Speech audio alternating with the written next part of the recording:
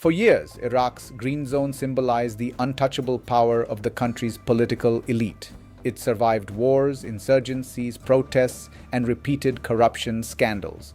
But now, something unprecedented has happened. Iraqi security forces entered the heavily fortified district in the middle of the night and arrested dozens of current and former politicians, senior officials, and influential figures. By Sunday afternoon, authorities had detained at least 47 legislators and government officials on corruption charges, with more arrests reportedly still underway. The operation even targeted figures linked to Iraq's ruling political establishment, including allies of former Prime Minister Mohammed Shia al-Sudani. This is not just another anti-corruption campaign. It could become the biggest political purge Iraq has witnessed since the defeat of ISIS. But the real question is whether Prime Minister Ali al-Zaidi is genuinely dismantling Iraq's corruption networks or simply reshaping Iraq's political balance of power. The answer could determine the future of one of the Middle East's most strategically important countries.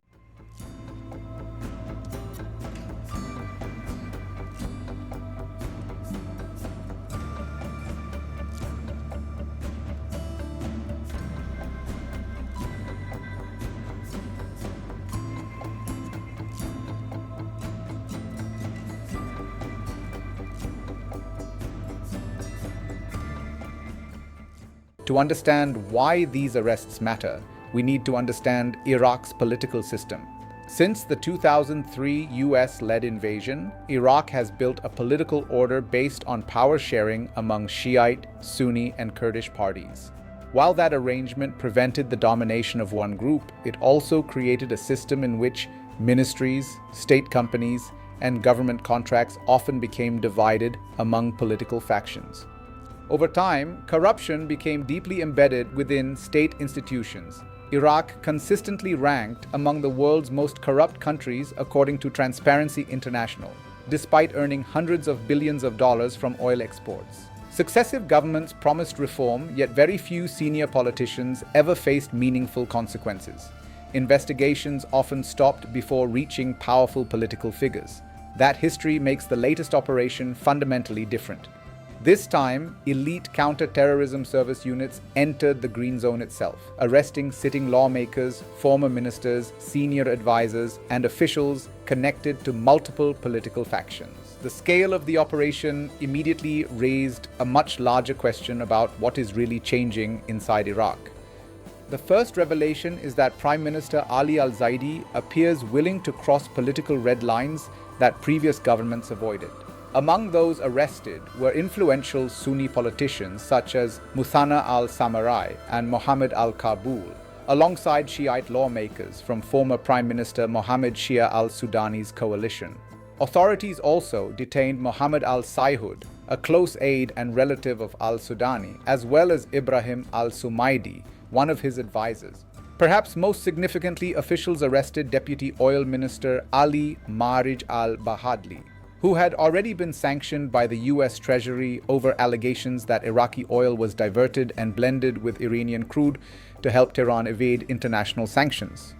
The investigation reportedly began with former Deputy Oil Minister Adnan al-Jumaili, whose alleged confessions expanded into a much broader corruption network. Authorities later seized approximately $74 million in cash, more than 1.5 kilograms of gold, dozens of properties across Iraq, and large quantities of weapons and ammunition. Unlike previous investigations, this operation did not rely on ordinary police units. The government deployed Iraq's elite counter-terrorism service, a force that reports directly to the Prime Minister. That decision sent a powerful message that the government expected resistance and wanted complete operational control. But the security operation itself raises another critical question: why now? The second revelation is that anti-corruption campaigns rarely occur in a political vacuum. Prime Minister Ali al-Zaidi took office only last month after inheriting a country struggling with public frustration, economic pressures, and widespread distrust toward political institutions.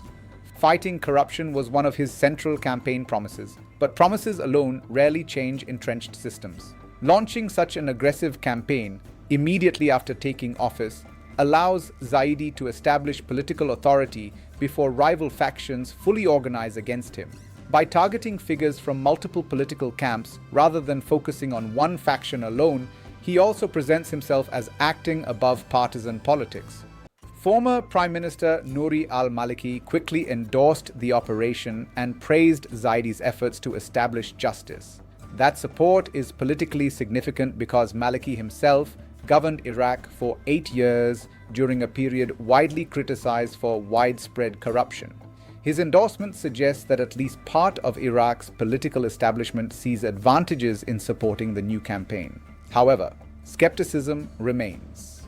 Iraq has announced major anti-corruption drives before, only for investigations to lose momentum once they threatened powerful interests.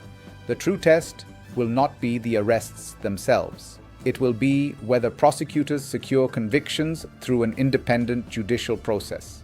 And that leads directly to the broader geopolitical implications. The third revelation extends far beyond Baghdad. Corruption in Iraq has never been purely a domestic issue. It directly affects global energy markets, regional security, and international sanctions enforcement. The allegations against Deputy Oil Minister Ali Marij al-Bahadli illustrate this clearly. According to US sanctions, Iraqi oil was allegedly mixed with Iranian crude to help Tehran bypass Western restrictions. If Iraqi authorities aggressively investigate such networks, they could significantly complicate Iran's ability to generate revenue despite international sanctions. At the same time, Iraq remains one of OPEC's largest oil producers, pumping roughly 4 million barrels of oil per day. Greater transparency in Iraq's energy sector would increase confidence among international investors while reducing opportunities for illicit financial networks. The operation also demonstrates that Baghdad wants to strengthen state institutions after years in which militias, political parties, and informal patronage networks often exercised influence beyond government control. If Zaidi succeeds, Iraq could emerge as a more stable regional actor capable of balancing relations with both Washington and Tehran without appearing dominated by either side. But failure carries equally serious consequences. If investigations collapse under political pressure, public trust could deteriorate even further, strengthening anti-establishment movements and deepening instability. For Iraq, these arrests represent the most important test of government credibility in years. Citizens have heard promises of reform before. This time, they will judge the government by convictions, recovered assets, and lasting institutional reforms rather than dramatic headlines. For the Middle East, a stronger Iraqi state could improve regional stability. Reduced corruption would strengthen energy security, improve investment conditions, and limit opportunities for transnational smuggling networks that often finance armed groups across the region. The overnight arrests inside Baghdad's Green Zone may mark the beginning of Iraq's biggest anti-corruption campaign in decades, or they may become another chapter in the country's long struggle between reform and political power. The difference will not be measured by how many politicians were arrested, but by whether Iraq finally proves that no one is above the law.